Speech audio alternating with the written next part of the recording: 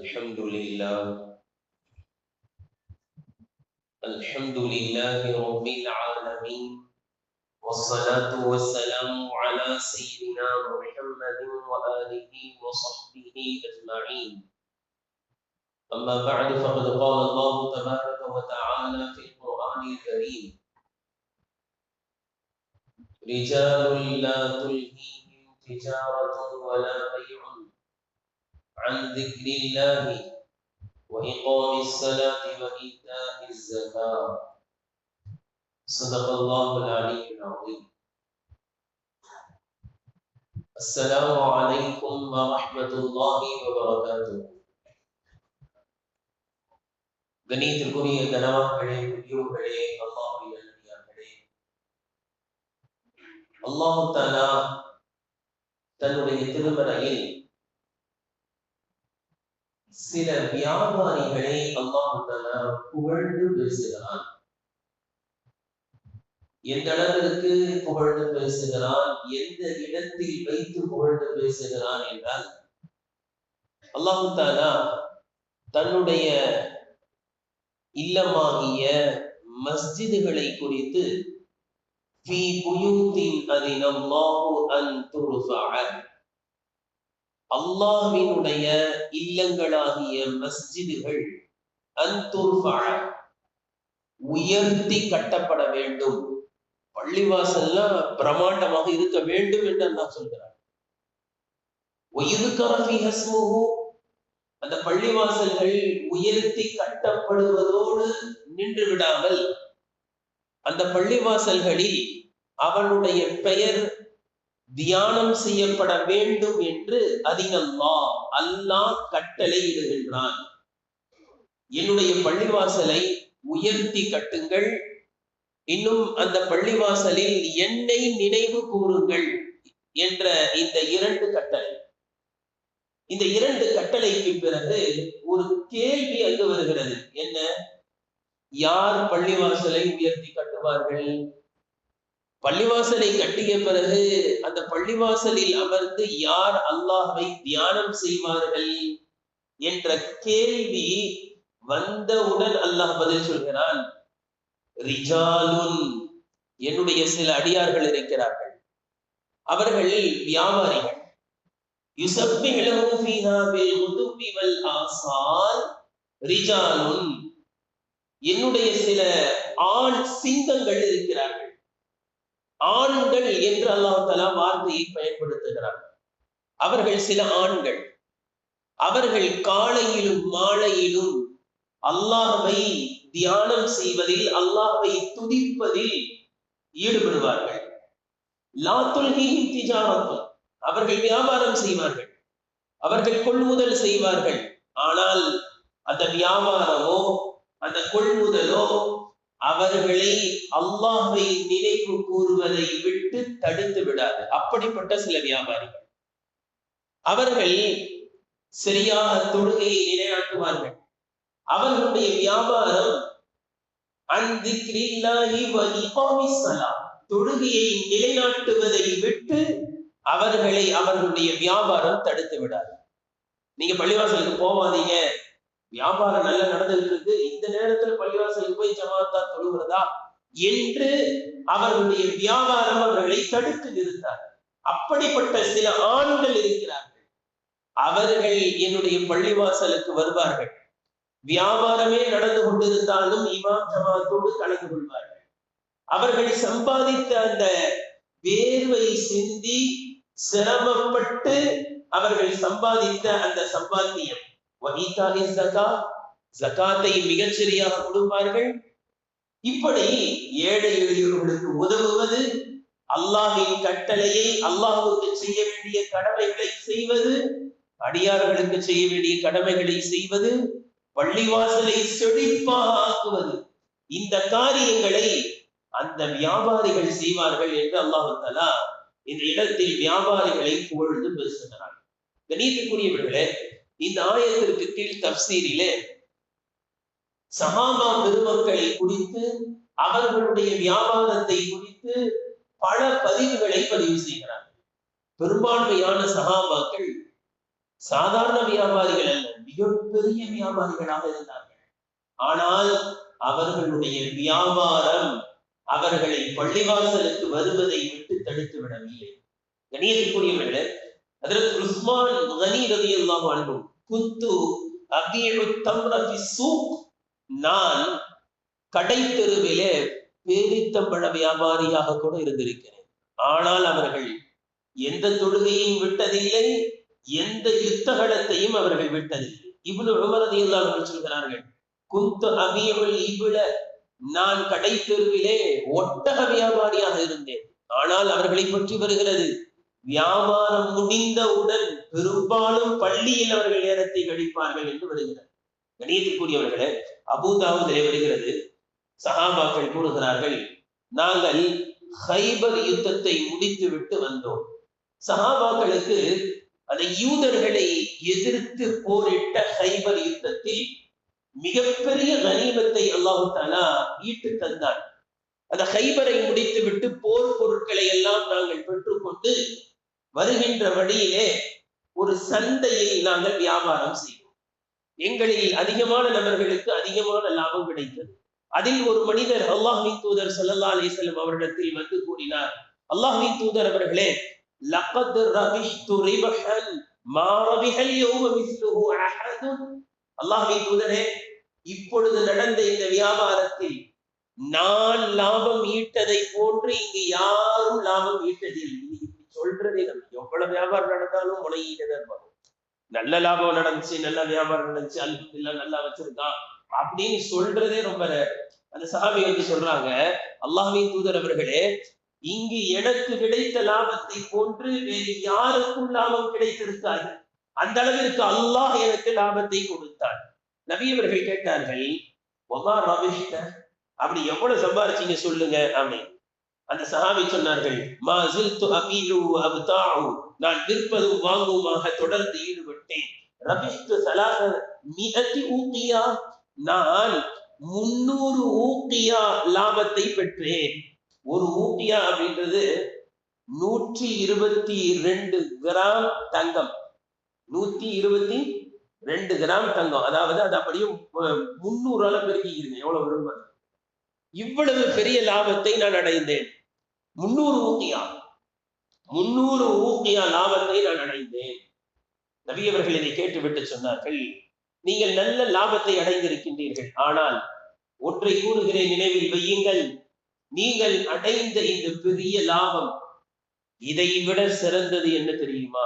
ரகாஅத்தைனி பஅத ஸலா, ஃபர்லான தொழுகைக்கு பிறகு பின் சுன்னத் ஒரு 2 ரக்காத் தொழுவதற்கு இது இதை விட சிறந்தது என்று கூறினார். லாபம் சம்பாதிக்கலாம், வேண்டாம் என்று சொல்லவில்லை. பெரிய வியாபாரி தான், மிகப்பெரிய லாபத்தை ஈட்டுகிறீர்கள் தான், ஆனால் தொழுகையை விட்டுவிடக் கூடாது. அதை விட சிறந்த லாபம் ஃபர்லான தொழுகை என்று கூட சொல்லாமல், ஃபர்லை தொழுது விட்டு ஒரு 5 நிமிடம் ஒதுக்கி பின் சுன்னத்தை தொழுவது நீங்கள் ஈட்டிய லாபத்தை விட இந்த 2 ரகாத் சிறந்தது. காரணம், நீங்கள் எவ்வளவு பெரிய லாபத்தை ஈட்டினாலும் ஒரு நாள் அது அழிந்துவிடும், ஒரு நாள் அது உங்களை விட்டு சென்று விடும், அல்லது அதை விட்டு நாம் சென்று விடுவோம். பார்க்கிறோமே, பெரும் பெரும் கட்டிடங்கள், பெரிய பெரிய சொத்து செல்வங்கள் விட்டு விட்டு செல்கின்றார்கள், அல்லது அவர்களுடைய கண் எதிரே அவர்கள் சம்பாதித்த சம்பாத்தியம் அவர்களை விட்டு சென்று விடுகிறது. ஆனால் நீங்கள் தொழுத 2 ரகாத், நினைவில் வையுங்கள், அது இதை விட சிறந்தது என்று சொன்னார்கள். என்றால் வியாபாரிகள் என்பவர்கள் எந்த விதத்திலும் அந்த வியாபாரம் தொழுகையை விட்டு நம்மை தடுத்து விடக்கூடாது. கணியத்திற்குரியவர்களே, ஹதீஸில் வருகின்றது, அபூ தர்தா ரலியல்லாஹு அன்ஹு மிகப்பெரிய வியாபாரி. அவர்கள் சொல்கிறார்கள், நான் இதோ இந்த கடை தெருவில், இந்த தெருவில் நின்று வியாபாரம் செய்கிறேன். நான் தினமும் அர்பஹகுல்ல யௌமின் 300 தீனார், ஒவ்வொரு தினமும் 300 தீனாரை லாபமாக பெறுகிறேன். ஆனால் அதே நேரத்தில் அஷ்ஹது அஸ்ஸலாத ஃபீ குல்லி யௌமின், ஒவ்வொரு நாளும் மிகச் சரியாக நான் சென்று தொழுகையில் கலந்து கொள்கிறேன். ஃபில் மஸ்ஜித், அவர் சொல்கிறார்கள், ஃபீ குல்லி யௌமின் ஃபில் மஸ்ஜித், ஒவ்வொரு நாளும் நான் 5 வேளை தொழுகையை நான் மஸ்ஜிதில் சென்று தான் தொழுகின்றேன்.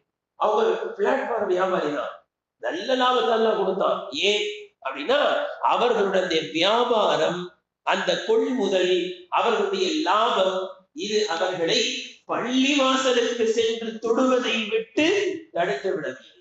நான் நன்கு சம்பாதிக்கின்றேன், தெருவில் நின்றுதான் சம்பாதிக்கின்றேன், ஆனால் ஐவேளை தொழுகையை நான் இமாம் ஜமாத்தோடு சென்று நான் தொழுகின்றேன் சொல்லிட்டு அவர்கள் சொல்கிறார்கள், இந்த நாடுகளை சொல்லி ஹலால், இன்னிலா இந்த நாடுகளை சொல்லி ஹலால். இந்த வியாபாரம் எல்லாம் ஹலால் என்று, ஹலால் இல்லை என்று நான் சொல்ல மாட்டேன், ஹலாலாக்கி வச்சிருக்கான் அல்லாஹ். தாராளமா சம்பாதிக்கலாம், நான் சம்பாதிக்கின்றேன், நான் சம்பாதிக்கின்றேன், ஆனால் நான் தொழுகையை விட மாட்டேன். வலக்கின்னி அஹப்பு அன் அகூன மினல்லதீன காலு ரிஜாலுல் லா துல்ஹீஹிம்.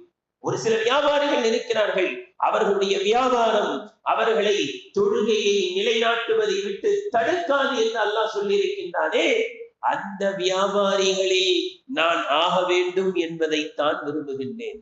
கணியத்திற்குரியவர்களே, வியாபாரத்தினுடைய சுவை, அந்த டேஸ்ட், அந்த லாபம் கிடைக்க வேண்டும் என்ற அந்த இன்பம், லாபத்தில் பெறுகின்ற அந்த இன்பம், அது சஹாபாக்களை தொழுவதை விட்டு தடுத்து விடாது. காரணம், அவர்களுடைய இதயத்தில் ஒன்று அப்படியே ஊறி போய்விட்டது. அது என்ன?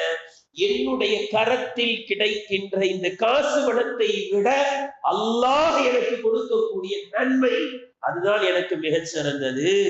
அல்லாஹ்விடம் இருப்பது எனக்கு மிக மேலானது.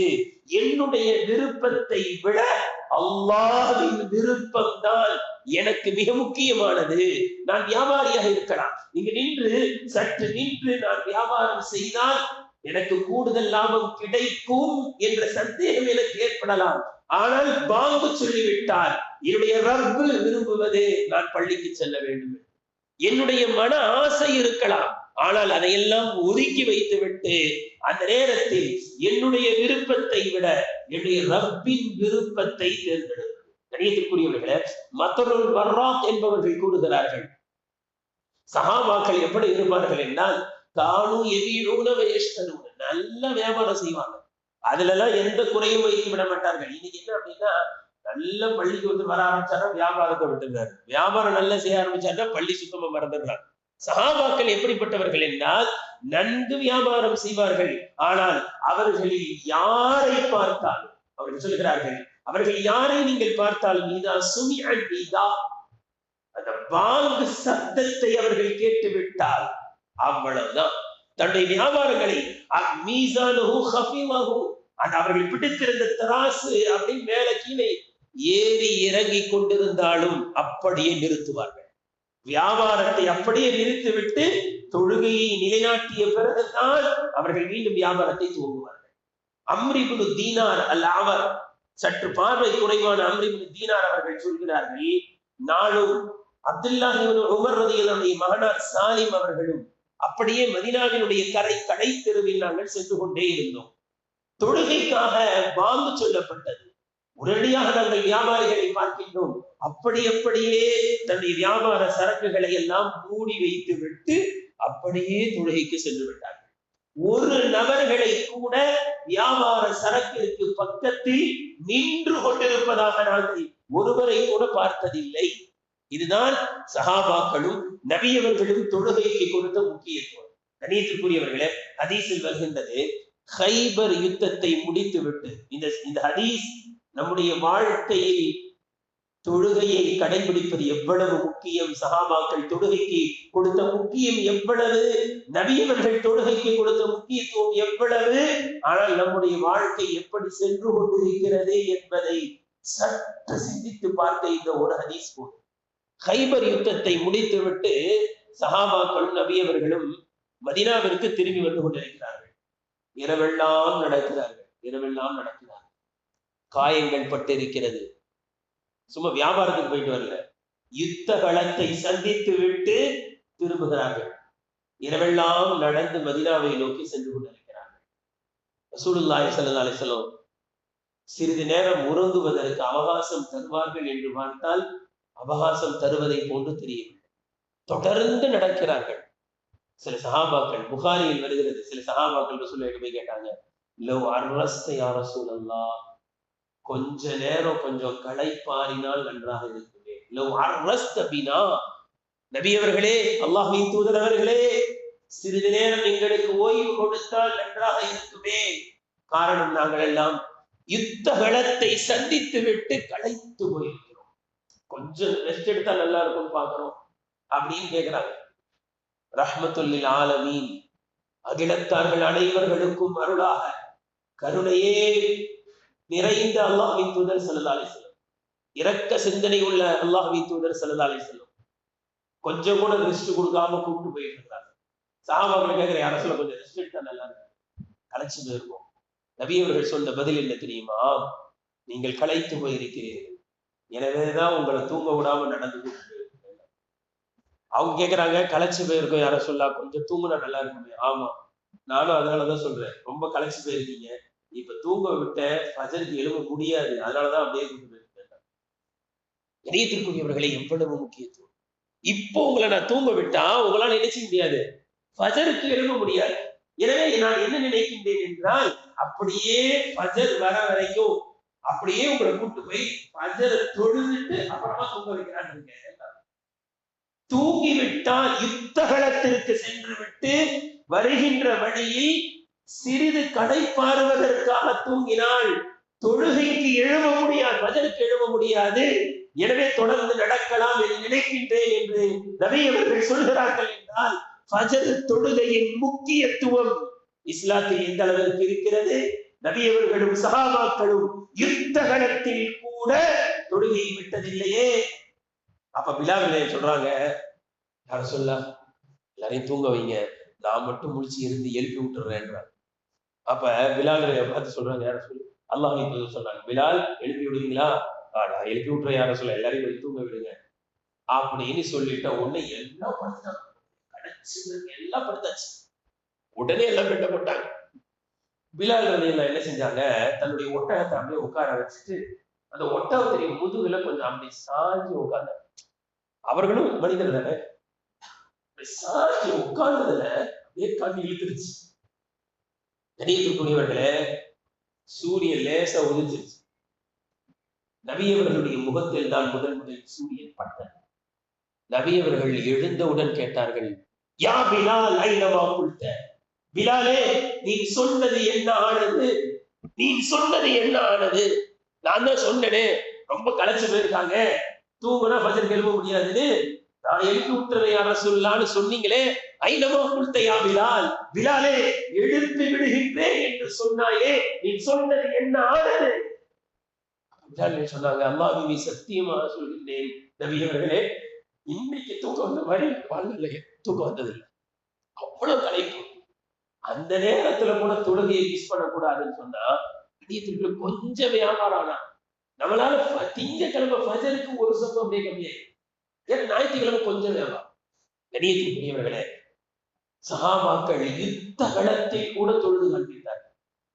ஹுதைபியா உடன்படிக்கை நடைபெற்றுக் கொண்டிருக்கின்றது. இங்கு சஹாபாக்கள் ஒரு பக்கம் இஹ்ராமுடைய நிலையில் ஆயுதங்களே இல்லாமல் காபத்துல்லாவை தரிசனம் செய்து அமைதியாக தவாப் செய்து விட்டு உம்ராவை முடித்து விட்டு செல்வதற்கு நாங்கள் வந்திருக்கின்றோம், அனுமதி தாருங்கள் என்று நிராயுதபாணியாக இங்கு சஹாபாக்கள் அமைதியாக நின்று கொண்டிருக்கிறார்கள். ஆனால் உங்களை நாங்கள் மக்காவிற்கு விடமாட்டோம், மீறி நீங்கள் நடந்து வருவீர்களேயானால் யுத்தம் செய்வோம், உங்களை கண்டந்துண்டமாக வெட்டி விடுவோம் என்று ஆயுதங்களோடு நிற்கிறார்கள் எதிர்ப்படையினர். இங்கு நுகர் தொழுகையினுடைய நேரம் வருகிறது. நபி அவர்களை பின்பற்றி எல்லா சஹாபாக்களும் நுகர் தொழுகையை நிறைவேற்றுகிறார்கள். இதை பார்த்து கொண்டிருந்த அங்கு இருக்கக்கூடிய மாற்று மதத்தவர்கள், அதுவரை இஸ்லாத்தை அவர்கள் ஏற்றுக்கொள்ளவில்லை. அங்கிருந்த பல்வேறு மனிதர்கள் பிறகு இஸ்லாத்தை ஏற்றுக்கொண்டார்கள்.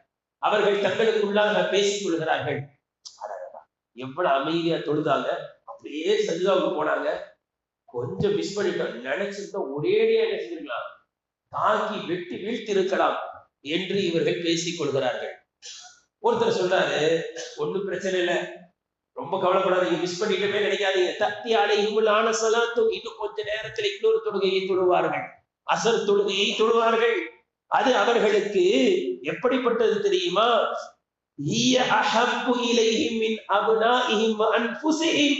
அந்த தொழுகை அவர்களுடைய உயிரை விட நேசிக்கிறார்கள். அவர்கள் தொழுகை உயிரே போலான்னு சொல்லுவாங்க. தங்களுடைய ஆண் பிள்ளைகளை விட அவர்கள் தொழுகையை நேசிக்கிறார்கள். கண்டிப்பா தொழுவாங்க, உயிரே போல தொழுகை விட மாட்டாங்க அப்படின்னு இங்க பேசிக்கிட்டு இருக்காங்க. இப்ப அசர் தொழுகை நேரம் வருது, தொழுதா என்ன நடக்கும்? எதிரிப்படையினர்கள் திடீர் தாக்குதல் நடத்தி சஜிதாவில் இருக்கின்ற அந்த முஸ்லிம்களை கண்ட துண்டமாக சின்ன பின்னமாக வெட்டி வீழ்த்தி விடுவார்கள். இப்ப அல்லாஹ் தஆலா என்ன ஆயத்தை இறக்குறான்? இப்ப தொழுதா அல்லாஹ் எவ்வளவு அல்லாஹ் சும்மா அப்படி விட்டு பார்த்துக்கிட்டு இருப்பானா? நீங்க இப்ப தொழுதீங்கன்னா உங்களை வெட்டுறதுக்கு தயாரா இருக்காங்க. அதனால அசர் தொழுகைய 2 விதமாக தொழுவுங்கள் என்றுதான் ஆயத்து இறங்கியதே தவிர தொழுதால் உங்களை தாக்கி விடுவார்கள், எனவே தொழுகையை பிற்படுத்துங்கள் என்று கூட ஆயத்து இறங்கவில்லை. தொழுதீங்கன்னா உங்களை வெட்டிடுவாங்க, அதனால என்ன பண்ணுங்க, 2 அணியாக நில்லுங்கள், ஆயுதத்தை கையில் ஏந்தி கொண்டு நில்லுங்கள். எதிரிப்படையினர் உங்களை கண்காணித்துக் கொண்டே இருக்கிறார்கள். தக்பீர் கட்டி தொழுங்க, ருக்குவுக்கு கூட எல்லாரும் போயிருங்க. சமி அல்லாஹு லிமன் ஹமீதன் வந்த பிறகு அல்லாஹு அக்பர் சஜ்தாக்கு போகும்போது முதல் வரிசையில் இருப்பவர்கள் முதல் ரக்காத்துல ரசூலுல்லாஹ்வோட சஜ்தாக்கு, 2வது ரக்காத்துல 2வது வரிசையில் இருப்பவர்கள் நபி ஸல்லல்லாஹு அலைஹி வஸல்லம் அவர்களோடு சஜ்தாவிற்கு சென்று விட வேண்டும். முதல் வரிசையில் இருப்பவர்கள் அப்படியே அவர்களை பார்த்து கொண்டு இருக்க வேண்டும். தொழுகையில் ஆயுதத்தை ஏந்த வேண்டும். கணியத்திற்குரியவர்களே, சற்று சிந்திக்க வேண்டும். என்ன தெரியுமா? யுத்தமே நடைபெற்றாலும் கண்டந்துண்டமாக நம்மை வெட்டியே வீழ்த்தி விடுவார்கள் என்று இருந்தாலும் கூட தொழுதுதான் ஆக வேண்டும் என்பதுதான் தொழுகைக்கான முக்கியத்துவம். யுத்தகலமே இருந்தாலும் தொழுதாக வேண்டும். அந்த தொழுகையில் ஆயுதத்தை ஏந்தி கொள்ளுங்கள்.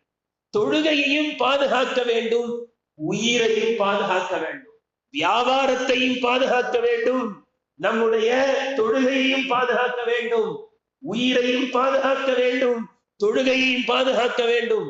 தொழுகின்றேன் என்ற அடிப்படையில் உயிரை விட்டு விடுங்கள் என்று சொல்லவில்லை. உயிரை பாதுகாக்கிறேன் என்பதற்காக தொழுகையை விட்டு விடுங்கள் என்று அல்லாஹ் சொல்லவில்லை. உங்களுடைய உயிரையும் பாதுகாத்துக் கொள்ளுங்கள், தொழுகையையும் பேணி பாதுகாத்துக் கொள்ளுங்கள். வியாபாரத்தை விடுங்கள் என்று அல்லாஹ் சொல்லவில்லை. அந்த வியாபாரம் உங்களுடைய தொழுகையை விட்டு அல்லாஹை நினைவு கூறுவதை விட்டு தடுக்கவில்லை என்றால் இப்படிப்பட்ட வியாபாரிகள் தான் அத்தாஜிரு ஸதூகுல் அமீன் மஅன் நபிய்யீன். இப்படிப்பட்ட வியாபாரிகள் சாதாரணமானவர்கள் அல்ல, இவர்கள் நபிமார்களோடு நாளை மறுமையில் இருப்பார்கள். வியாபாரிங்க சில பேர் நினைக்கலாம், வாங்க தொழுகைக்கு வாங்க, 5 வக்துக்கு பள்ளிக்கு வாங்க, நீங்க பயன் பண்ணிருது ஈஸி, நாங்க அங்க இருந்து எங்களுக்கு தான் அந்த படுற பாடு தெரியும். வியாபாரத்தை விட்டுட்டு வர்றது சாதாரண விஷயமா? கணியத்திற்குரியவர்களே, உண்மையில் சாதாரணமான தியாகம் இல்லை, மிகப்பெரிய தியாகம் தான். அதற்காகத்தான் அல்லாஹ் உங்களுக்கு வழங்கக்கூடிய பாக்கியம் மற்றவர்களுக்கு கிடைக்காது. நீங்கள் யார்? நீங்கள் வியாபாரிகள். அந்த வியாபாரத்தில் அல்லாஹை நினைவு கூர்ந்து விட்டால் அல்லாஹ் எவ்வளவு பெரிய அந்தஸ்து தெரியுமா? நபிமார்களோடு நீங்க இருக்கலாம், மறுமையில சித்தீகீங்களோடு இருக்கலாம். காரணம், அந்த வியாபாரத்தில் நீங்கள் அல்லாஹை நினைவு கூர்ந்தீர்கள். அல்லாஹு அக்பர், அல்லாஹு அக்பர் என்றவுடன் பள்ளியை நோக்கி வருகிறீர்கள். இது என்ன தெரியுமா? நாம் பள்ளிக்கு வந்து தொழுகையின் பொழுது அல்லாஹை நினைவு கூறினால் என்ன நன்மையோ அதை விட பல மடங்கு அந்த வியாபார ஸ்தலத்தில் நீங்க அல்லாஹை நினைவு கூர்ந்தால் பல மடங்கு நன்மை. திருமீதியில வருது ஹதீஸ்ல, ஒருத்தர் கடை தெருவில் வைத்து என்ன செய்யறாரு? 4 கலிமா ஓதுறாரு, 1 லட்சம் நன்மை கொடுக்குறான். 1 லட்சம் சிறுபாவங்கள் மன்னிக்கப்படும். இது சற்று பலகீனமான ஹதீஸா இருந்தால் கூட சற்று சிந்திக்க வேண்டும். இங்க உட்கார்ந்து ஒருத்தர் திக்ர் செஞ்சுக்கிட்டு இருக்காரு, இவரை விட கன்ஃபார்மா கடை தெருவில் வைத்து திக்ர் செய்கிறார், அல்லாஹ்வை நினைவு கூறுகிறார். தொழுகையில் இன்னைக்கு என்னன்னா, அங்க அல்லாஹ்வை நினைக்காததுனால இங்கேயும் அல்லாஹ்வை நினைக்க முடியாது. நம்முடைய இஸ்லாம் எப்படிப்பட்டது என்றால், தொழுகையில் அல்லாஹ்வை நினைவு கூறுங்கள் என்று சொல்லவில்லை, தொழுகையில் மட்டும் அல்லாஹ்வை நினைவு கூறுங்கள் என்று சொல்லவில்லை, வியாபார ஸ்தலத்திலும் அல்லாஹ்வை நினைவு கூற வேண்டும். வியாபாரத்திலும் அல்லாஹ்வுக்கு செய்ய வேண்டிய கடமைகளை செய்ய வேண்டும், அடியார்களுக்கு செய்ய வேண்டிய கடமைகளையும் செய்ய வேண்டும். கணியத்திற்குரியவர்களே, எனவே நாம் எந்த வியாபாரமாக இருந்தாலும் சரி, எப்பொழுதும் சரி, நம்மிடத்தில் வேலை செய்யக்கூடியவர்களுக்கு கூட நாம் தொழுவதோடு நம்மிடத்தில் வேலை செய்கின்றவர்களுக்கும் தொழுகைக்கான அவகாசத்தை கொடுக்க வேண்டும். கணியத்திற்குரியவர்களே, ஹதீஸில் வருகின்றது, மிகச்சிறந்த அமல் எது?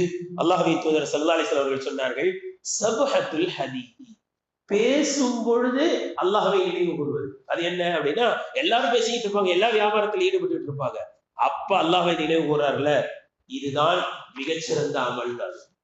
அடுத்த ரசூலுல்லாஹ் சொன்னாங்க, அல்லாஹ்வுக்கு பிடிக்காத ஒரு அமல் ஒண்ணு இருக்குன்னாங்க. அந்த ஹதீஸில் தொடர்லயே வருது, அல்லாஹ்வுக்கு பிடிக்காத ஒரு அமல் இருக்கு. அது என்ன யா ரசூலுல்லாஹ்? அத்தஹரீஃபுன்னா, மாற்றி பேசுவதுன்னாங்க. சஹாபாக்களுக்கு புரியல, அல்லாஹ்வுக்கு ரொம்ப பிடிக்காதது மாற்றி பேசுவதா, அப்படி என்றால் என்ன அப்படின்னு கேட்டப்ப அல்லாஹ்வின் தூதர் ஸல்லல்லாஹு அலைஹி சொன்னாங்க, அல்லாஹ் ஒருவரை நல்ல நிலையில வச்சிருப்பான், அப்ப கூட கஷ்டமா தான் இருக்கு, வியாபாரம் எப்படி நல்ல வியாபாரம் நடந்திருக்கும், இது கொஞ்சம் பரவாயில்ல அப்படின்னு இந்த முடங்குறாங்க இல்லையா, இந்த முணுமுணுத்தல் எவ்வளவு அல்லாஹ் நன்றாக வைத்திருந்தாலும் இல்லை என்று சொல்வது இது அல்லாஹ்வுக்கு ரொம்ப பிடிக்காத அமல் சொன்னார். இதே போல கணியத்திற்குரியவர்களே, அடியார்களுக்கு செய்ய வேண்டிய கடமைகள் வியாபாரத்துல ஒண்ணு. அது என்ன? நம்மிடத்தில் வேலை செய்கின்ற அந்த வேலைக்கான ஊழியர்களுக்கு ஊதியத்தை சரியாக கொடுப்பது. இது இஸ்லாத்துல எவ்வளவு முக்கியமானது தெரியுங்களா? பல்வேறு ஹதீஸ் நமக்கெல்லாம் தெரியும். மூன்று நபர்கள் புகையில் அகப்பட்டுக் கொள்வார்கள். நீண்ட ஹதீஸை சுருக்கி சொல்கிறேன். அந்த மூன்று நபர்களும் ஒவ்வொரு துவா, செய்வாரு, எல்லாம் வேலை செஞ்ச ஒருத்தர் கூலியை விட்டுட்டு போயிட்டார். அவர் வர்றதுக்குள்ள அந்த கூலியை வச்சு நான் வியாபாரம் செஞ்சு நிறைய லாபம் கிடைச்சிச்சு. அவர் வந்தப்ப அவர் கூலியை மட்டும் கொடுக்கல, அவர் கூலியை வச்சு நான் என்னெல்லாம் லாபமானது மொத்தத்தையும் கொடுத்தேன். அவரு எல்லாத்தையும் எடுத்துட்டு போயிட்டார். இன்னைக்கு இவ்வளவு கொடுக்குறீங்கன்னு கேட்கவே இல்லை, என்னை கேலி பண்றீங்களான்னு கேட்டாரு. இல்லப்பா, எல்லாமே உன் காசுல வந்ததுதான். மாட்டு மந்தை கொடுத்தேன், அப்படியே ஒன்றை கூட எனக்கு விட்டு வைக்கவில்லை, அப்படியே கொண்டு போயிட்டார். கூலியை சரியாக கொடுத்தேன், அல்லாஹ் அந்த பாறை அகன்றது. இதுல இருந்து சொல்றாங்க, நம்மகிட்ட வேலை செய்யற கூலி ஆள் இருக்கு, அவருக்கு சரியான சம்பளத்தை கொடுத்தோன்னு வைங்க, நமக்கு வரக்கூடிய ஆபத்து வராது. நீங்க அங்க அடிச்சீங்க, அல்ல வேற இடத்துல அடிப்பான், வேற எங்கேயாவது இடிக்கும், யாருக்கா உடம்பு செல்லாம போயிடும், ஸ்கேன் எடு அது எடுவாங்க, 20,000 போயிடும். அவருக்கு ஒரு சம்பளத்தை கொடுத்துருக்கலாம்ல ஒழுங்கா. அப்ப சம்பளத்தை சரியாக கொடுத்தால் நமக்கு வந்துவிட்ட பாறை மூடிடுச்சு, வந்துவிட்ட கஷ்டம் கூட அகன்று விடும் என்பதை மறந்துவிடக்கூடாது. ஹதீஸில் இப்படி வருது, ரசூலுல்லாஹி ஸல்லல்லாஹு அலைஹி வஸல்லம் சொல்றாங்க, 3 நபர்கள் அவர்களுக்காக நான் நின்று வாதிடுவேன். ரசூலுல்லாஹ் சொல்றாங்க, தப்பிக்கலாம் முடியாது. அநியாயம் செய்யப்பட்ட 3 நபர்கள் இருக்கிறார்கள், அநியாயம் செய்த 3 நபர்கள் இருக்கிறார்கள். அந்த 3 நபர்களுக்காக நான் அல்லாஹ்விடம் வாதிடுவேன். அது ஒரு நபர் யார்? ரஜலுன் இஸ்தஅஜர அஜீரன் ஃபஸ்தௌஃபா, ஒரு ஆளை வேலைக்கு வச்சு நல்ல வேலை வாங்கிட்டு வலம் யுஅதிஹி உஜ்ரஹு, அவருடைய கூலியை கொடுக்காம அனுப்பிச்சு, நான் மறுமையில விட மாட்டேன்றாங்க. ஆனா ஹஸ்முஹும், நான் வாதிடுவேன், ரப்பே இவனை விடாத. இவன் யார் தெரியுமா? ஒரு ஆளை வேலைக்கு வச்சு நல்ல வேலை வாங்கிட்டு சம்பளத்தை கொடுக்காம அனுப்பிச்சான். நான் கியாமத் நாளில் ஷஃபாஅத் செய்யக்கூடிய நபி, நமக்காக பரிந்துரை செய்யக்கூடிய நபி, நாம் நரகம் சென்று விடக் கூடாது என்பதற்காக துடிதுடிக்கின்ற அந்த நபி அவர்கள் சொல்கிறார்கள், சம்பளத்தை தர நான் நிற்பேன். கணியத்திற்குரியவர்களே, ஹதீஸ்ல வருது, இன்ன ஆலம துனூபி இன்தல்லாஹ், அல்லாஹ்விடத்தில் மிகப்பெரிய பாவம் எது தெரியுமா? நபி அவர்கள் சொல்கிறார்கள், ரஜுலுன் தஸவ்வஜ இம்ரஅத்தன், ஒரு பெண்ணை ஏமாத்தி கல்யாணம் முடிச்சிட்டான், ஆசை தீர்ந்த பிறகு கழட்டி விட்டான், மகர் கூட தரல. இப்படிப்பட்டவனை என்ன சொல்லுவோம்? எவ்வளவு மோசமானவன் சொல்லுவோம், கேடு கட்டவன், என்ன வேலை பண்ணிருக்கான் அப்படின்னு சொல்லுவோமா இல்லையா? ரசூல் அப்படியே சொல்றாங்க, தல்லகஹா வதஹப பிமஹரிஹா ஃபலம்மா கலா ஹாஜதஹு தல்லகஹா, அவன் ஆசை பூர்த்தி அடைஞ்ச பிறகு அம்போடு விட்டான். எத்தனை பெண்கள் நிக்குது தெரியுங்களா? இப்படி அம்போடு விடுறவன எவ்வளவு பெரிய மோசமானவன் சொல்லுவாங்க. அதே லிஸ்ட்ல ரசூலுல்லாஹ் சொல்றாங்க, வரஜுலுன் இஸ்தஅமல ரஜுலன், ஒரு மனுஷன் ஒரு ஆளை வேலைக்கு சேர்த்து நல்ல வேலை வாங்கிட்டு சம்பளத்தை கொடுக்காம அனுப்பிச்சு விட்டான். கணியத்திற்குரியவர்களே, எத்தனை ஊழியர்கள் அழுகிறார்கள், மாற்று மதத்தவர்கள் கூட அழுகிறாங்க. பாய் வேலைக்கு சேர்த்தாரு, சம்பளம் கொடுக்கல. சொல்கிறேன் என்று தவறாக நினைக்காதீர்கள், இது ஏதோ சர்வ சாதாரணம் நினைக்கிறோம். நம்ம பெரிய ஆளு அப்படின்னு தாடி பாடி காடி மாடி எல்லாருக்கும் பெரிய தோழி. என்ன பிரயோஜனம்? சம்பளத்தை ஒழுங்கா கொடுக்கலையே, நாளைக்கு அல்லாஹ்வுக்கு முன்னால் சென்று எப்படி நிற்க முடியும்? மார்க்கம் என்பது வெறும் தொழுகை நிலைநாட்டுவது மட்டுமல்ல, பெரிய அங்கிகளை அணிவது மட்டுமல்ல, நல்ல Dress போட்டா பத்தாது, பெரிய தாடி வச்சுட்டா பத்தாது. ஐவேளை தொழுகையை தொழுவதோடு அல்லாஹ்வுக்கு செய்ய வேண்டிய கடமைகளை செய்வதோடு அடியார்களுக்கு செய்ய வேண்டிய கடமைகளையும் செய்ய வேண்டும் என்பதை கவனத்தில் வைக்க வேண்டும். அல்லாஹு தஆலா வியாபாரிகளாகிய நம்மை, நம்முடைய வியாபாரத்தை அல்லாஹ் லேசாக்கி தருவானாக.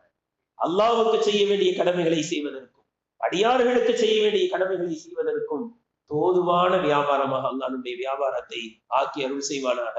லாபகரமான வியாபாரமாக அல்லாஹ் ஆக்கி தருவானாக. வஆகிரு தஅவானா அனில் ஹம்துலில்லாஹி ரப்பில் ஆலமீன்.